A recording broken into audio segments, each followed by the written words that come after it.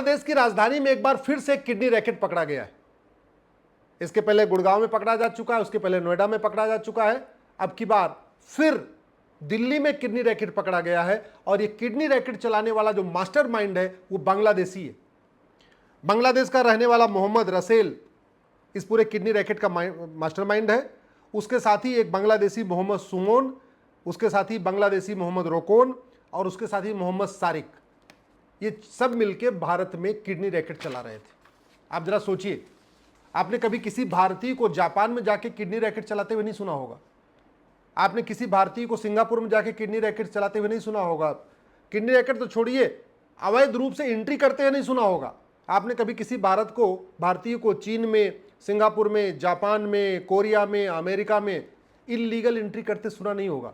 लेकिन भारत में बांग्लादेशी एंट्री नहीं करते, अवैध निर्माण ही नहीं करते, ड्रग स्मगलिंग ही नहीं करते, बल्कि किडनी का रैकेट भी चलाते हैं। क्यों? क्योंकि कानून सड़ा हुआ है, न्यायिक व्यवस्था घटिया है। मैंने 2017 में सुप्रीम कोर्ट में पीआईएल फाइल करके कहा था, वो पीआईएल आज भी चल रही है। उस पीआईएल में देश के सभी राज्य सरकारों को नोटिस भी इश्यू हुआ है कि 5 करोड़ घुसपैठिए 2017 में आ चुके हैं। जब मैंने 2017 में पीआईएल फाइल किया था तब मैंने कहा था 5 करोड़ घुसपैठिए आ चुके हैं। हालांकि उसके बाद पार्लियामेंट में कहा गया कि 2 करोड़ आए हैं। पार्लियामेंट में बाकायदा उस समय के मंत्री ने बोला था कि 2 करोड़ भारत में बांग्लादेशी रहते हैं, जबकि मेरी कैलकुलेशन है कि 5 करोड़ रहते थे 2017 में, अब तो ये 5.5 करोड़ हो चुके हैं। सड़क के किनारे जितना अवैध निर्माण हो रहा है उसमें ज्यादातर अवैध रोहिंग्या और बांग्लादेशी हैं। हाईवे के किनारे जो झुग्गियां बनती चली जा रही हैं उसमें ज्यादातर रोहिंग्या और बांग्लादेशी हैं। एयरपोर्ट के किनारे जो झुग्गियां बनती जा रही हैं उसमें ज्यादातर रोहिंग्या बांग्लादेशी हैं। पार्कों में जो पब्लिक पार्क हैं वहां जो अवैध झुग्गियां बनती जा रही हैं उसमें ज्यादातर रोहिंग्या बांग्लादेशी हैं। कूड़े का पूरा कारोबार, जो कूड़ा उठाने वाला है, वो रोहिंग्या बांग्लादेशियों ने ले लिया है। सड़क के किनारे पंचर बनाने का काम, बाकी और भी जो छोटे छोटे काम है, सारा का सारा रोहिंग्या बांग्लादेशियों ने हमसे छीन लिया है। और 5 करोड़ का मतलब जानते हैं?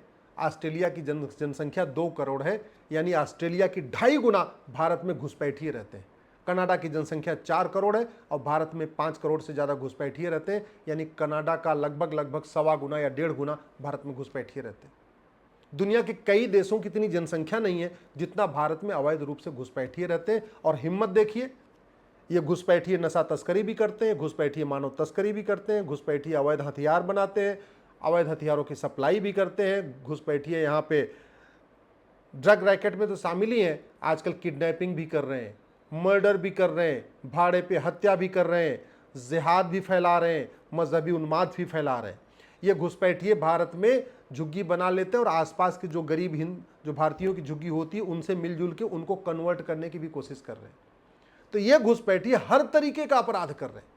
पूरा उत्तराखंड की डेमोग्राफी इन घुसपैठियों के जरिए बदली जा रही है। सारे बांग्लादेशी रोहिंग्या उत्तराखंड के जंगलों में बसाए जा रहे हैं और बस चुके हैं। ये रोहिंग्या और बांग्लादेशी हिमाचल प्रदेश के जंगलों में सड़क के किनारे वहां झुग्गी बनाते जा रहे हैं।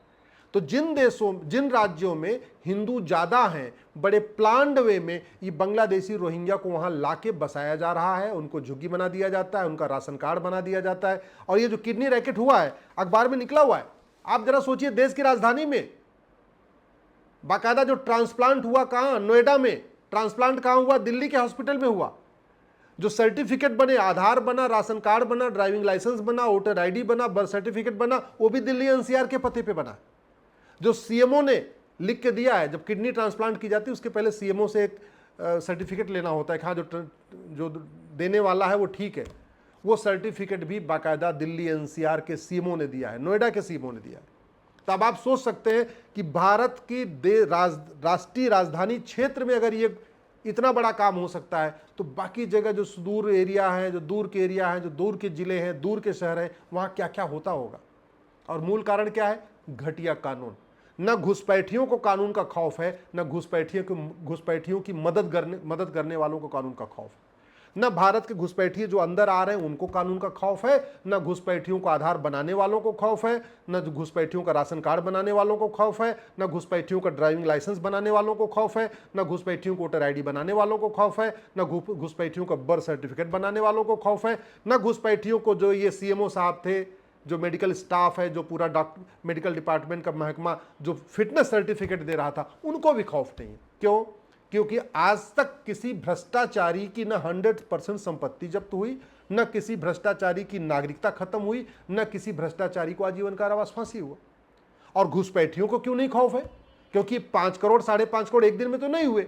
ये घुसपैठिए तो लगभग 70 के दशक से आना शुरू हो चुके थे। इन घुसपैठियों क्यों नहीं खौफ है? क्योंकि घुसपैठिए आते हैं, उनको कुछ होता ही नहीं है, बहुत करती है, पुलिस पकड़ लेती है, उसके बाद छोड़ देती है। और छोड़ क्यों देती है? क्योंकि 1946 का जो फॉरेनर एक्ट है वो वहां सड़ा हुआ है। पुलिस के पास ऐसा कोई कानून नहीं है जो घुसपैठियों को 10-20 साल की सजा दिला सके। ऐसा भारत में कोई कानून ही नहीं है कि जो लोग अवैध रूप से भारत में पाए जाते हैं पुलिस उनको 20 साल 30 साल की सजा दिला सके, पुलिस उनकी नागरिकता खत्म करवा सके, पुलिस जो लोग घुसपैठियों की मदद करते हैं उनको कोई दंड दिला सके। ऐसे हमारे पास कोई कानून ही नहीं। और सब कुछ बनता है, हाईवे बनता है, एयरपोर्ट बनता है, मिसाइल बनती है, सैटेलाइट बनती है, फ्लाईओवर बनता है, सब कुछ बनता है। पता नहीं कानून क्यों नहीं बनता, जबकि उसकी कोई लागत ही नहीं होती। आखिर घुसपैठियों के खिलाफ कठोर कानून बनाने की कोई लागत है क्या? घुसपैठ का मूल कारण घूसखोरी है, तो घूसखोरी के खिलाफ कठोर कानून बनाने की कोई लागत है क्या? नहीं है। भारत बर्बाद हो जाएगा, मैं कह रहा हूं बर्बाद हो जाएगा। जैसे दुर्योधन का ननिहाल गंधार बर्बाद हो गया ना, अफगानिस्तान बन गया। राजा भरत का ननिहाल कैके बर्बाद हो गया, पाकिस्तान बन गया। पूर्वी बंगाल बर्बाद हो गया, बांग्लादेश बन गया। कश्मीर की क्या सिचुएशन है, नागालैंड की क्या सिचुएशन है, मिजोरम की क्या सिचुएशन है, मेघालय की क्या सिचुएशन है, जो हमारा पश्चिम बंगाल है उसके बॉर्डर की क्या सिचुएशन है। भारत के बॉर्डर पे 300 तहसीलें हैं, 300 की 300 तहसीलों की डेमोग्राफी बदल चुकी है। भारत में 800 जिले हैं, इसमें से 200 जिलों की डेमोग्राफी बदल चुकी है। भारत में कुल राज्य और केंद्र शासित प्रदेश मिला के 36 है, उसमें से 9 राज्यों की डेमोग्राफी बदल चुकी है। भारत में 6000 तहसीलें हैं, उसमें से 1500 तहसीलों की डेमोग्राफी बदल चुकी है। और डेमोग्राफी बदलने का मूल कारण घुसपैठ, धर्मांतरण, जनसंख्या विस्फोट। दुर्भाग्यवश तीनों के खिलाफ हमने कठोर कानून नहीं बनाया। घुसपैठ राष्ट्र की सुरक्षा के लिए खतरा है, और राष्ट्र की सुरक्षा के लिए जो खतरा है हमारे पास उसका कानून है एनएसए, नेशनल सिक्योरिटी एक्ट। लेकिन पुलिस एनएसए इसलिए नहीं लगा पाती क्योंकि हमने उसमें घुसपैठ को शामिल नहीं किया। घुसपैठ हमारी एकता अखंडता के लिए बहुत बड़ा खतरा है, और उससे निपटने के लिए हमारे पास एक कानून है यूएपीए, लेकिन यूएपीए में घुसपैठ को शामिल नहीं किया गया। घुसपैठ एक वेजिंग वॉर है, भारत को गुलाम बनाने की साजिश है, भारत में आगजनी करके भारत में पूरी तरीके से डेमोग्राफी बदलने की एक साजिश है, वेजिंग वॉर है। 5000 घुसपैठिए गए थे, उन्होंने पर्शिया को ईरान बना दिया था। भारत में तो 5 करोड़ घुसपैठिए आ चुके। वेजिंग वॉर हमारे पास कानून है, वेजिंग वॉर में आजीवन कारावास, फांसी भी होता है, लेकिन वेजिंग वॉर में हमने घुसपैठ को शामिल ही नहीं किया। घुसपैठ एक ऑर्गेनाइज क्राइम है। ऑर्गेनाइज क्राइम से निपटने के लिए सभी राज्यों के पास कानून है। यूपी के पास गैंगस्टर एक्ट, महाराष्ट्र के पास मकोका, गुजरात के पास घुसकोका। लेकिन हमने घुसपैठ को ऑर्गेनाइज क्राइम घोषित ही नहीं किया, इसलिए न घुसपैठियों के खिलाफ गैंगस्टर एक्ट लगता है, न उनके मददगारों के खिलाफ गैंगस्टर एक्ट लगता है। घुसपैठ देशद्रोह है, इससे बड़ा कोई देशद्रोह नहीं होगा। भारत को बर्बाद करने के लिए बाकायदा प्लान में बसाए जा रहे हैं, लेकिन देशद्रोह की धारा नहीं लगती। घुसपैठ के लिए बाकायदा विदेशों से फंडिंग आ रही है, लेकिन न फंडिंग लेने वालों के खिलाफ कार्रवाई हो रही है, न फंडिंग देने वालों के खिलाफ कार्रवाई हो रही है। बैंकों के जरिए फंडिंग हो रही है, लेकिन हमने यूनिफॉर्म बैंकिंग कोड बनाया नहीं। पूरे देश घुसपैठ एक राष्ट्रीय समस्या है, लेकिन संसद में घुसपैठ के खिलाफ कठोर कानून नहीं बना। घुसपैठ ऐसे नहीं रुकेगी। अखबारों में खबर छपने से घुसपैठ नहीं रुकेगी, टीवी पे डिबेट होने से घुसपैठ नहीं रुकेगी।